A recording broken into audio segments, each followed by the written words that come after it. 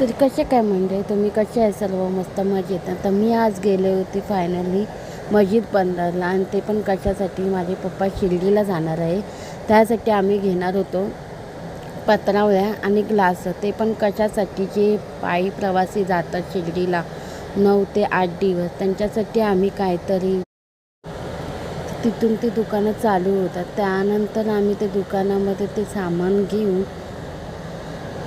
तुम्ही ते गर्दी पण खूप बघू शकता की ते खूप गर्दी होती मस्जिद बंदरला. साधा पाय ठेवायला पण जागा नव्हती. आणि इथून आम्ही घेणार होतो पत्रावळ्या आणि पाण्याची ग्लास. तर कोणालाही घ्यायची असेल तर तुम्ही नक्की तर इथून आम्ही येऊन त्या दुकानामध्ये ती ग्लास वगैरे घेतली.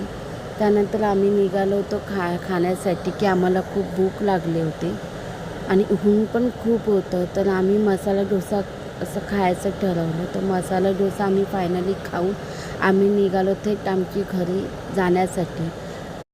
त्यानंतर आमची सॉरी निघाली घरी जाण्यासाठी आणि जिथे आम्ही सामान ठेवलं होतं त्या दुकानात जाऊन आम्हाला ते सामान पण पिकअप करायचं होतं कारण की खूप जड होतं सामान.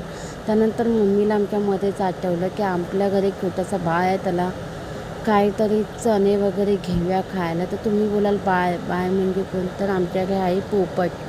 तर आम्ही तो पोपट घेण्यासाठी तर ते चणे आम्ही आमच्या पोपटासाठी घेतले होते आणि ते आम्ही पोचलो त्या दुकानामध्ये जिथे आमचं सामान घेतलं होतं. ते सामान ही सफेद पिशवी तुम्ही बघू शकता ती आमची आहे.